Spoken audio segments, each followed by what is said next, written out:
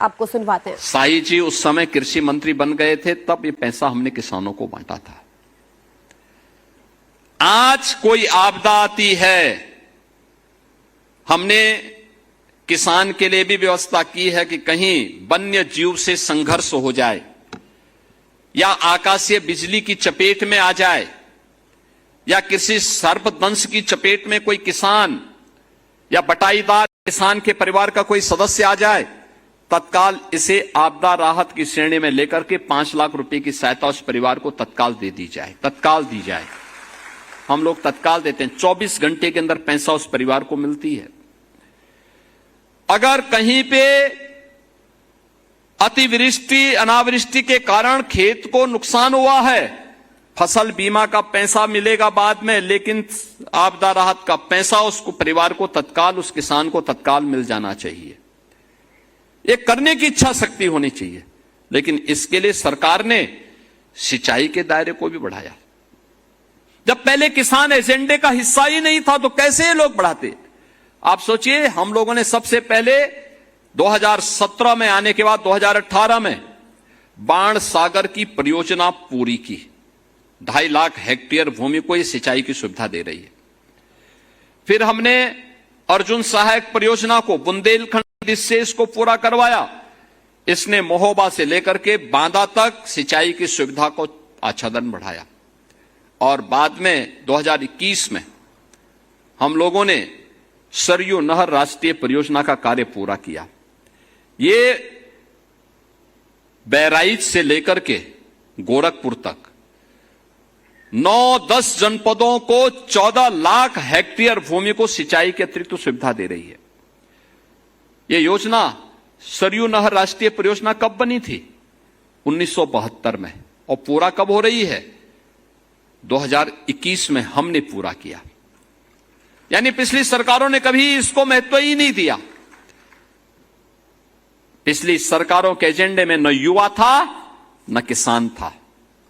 और इसीलिए आज जब आपका कृषि विभाग में प्रवेश हो रहा है, मंडी सचिव के रूप में और तकनीकी सहायक के रूप में, मेरी आप सबसे अपेक्षा है मंडी सचिव के रूप में मंडी को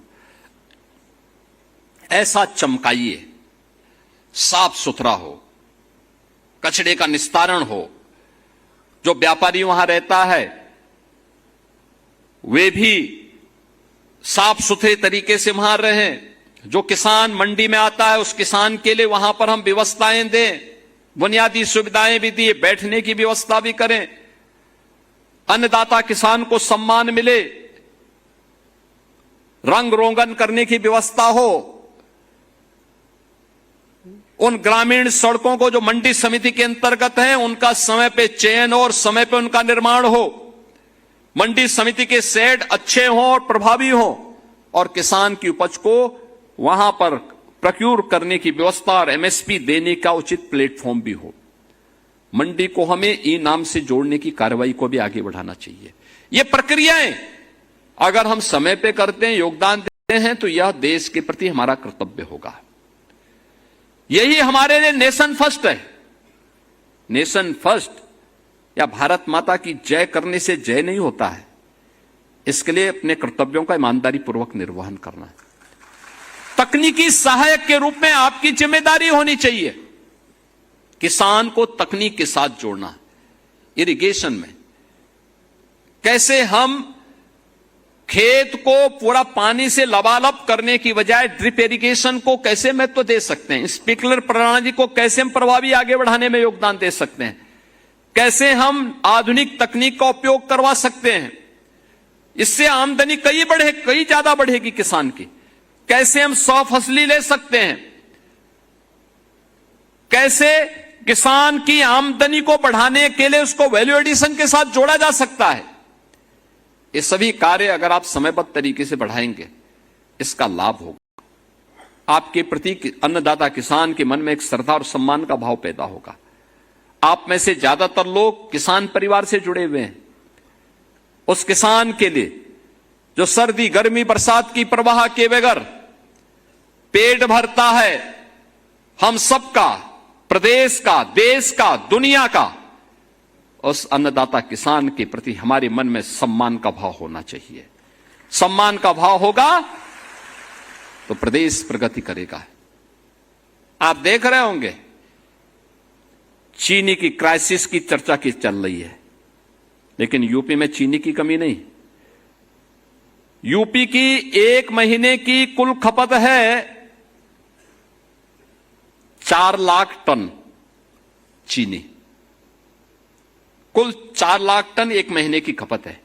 हमारे पास मौजूद है 28 लाख टन, यानी आप अनुमान करिए 7 महीने की चीनी हमारे पास मौजूद है। और हम 15 अक्टूबर से फिर चीनी मिल चालू करेंगे तो 90 लाख टन यानी 900 लाख कुंटल चीनी का फिर से प्रोडक्शन अपनी चीनी मिलों के माध्यम से कर देंगे। यानी इतने बड़े पैमाने पर सामर्थ्य यूपी के पास है। यूपी की 25 करोड़ जनता का ही नहीं, भारत की 140 करोड़ जनता का पेट भरने की सामर्थ्य यूपी रखता है।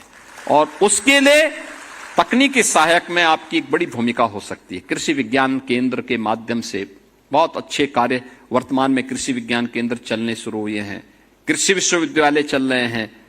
और इस समय प्रधानमंत्री जी की प्रेरणा से कृषि वैज्ञानिक और तकनीकी सहायक अब खेत की बात यानी खेती की बात खेत में करने लग गए हैं, लैब टू लैंड की बात करने लग गए हैं। अब लैब पे ये एक्सपेरिमेंट नहीं होगा, अब वह किसान के खेत में होगा। हमें खेती की बात करनी है तो किसान के खेत में करेंगे, कार्यालयों में नहीं, सेमिनार के हॉल में नहीं, उस खेत में ये बात होगी।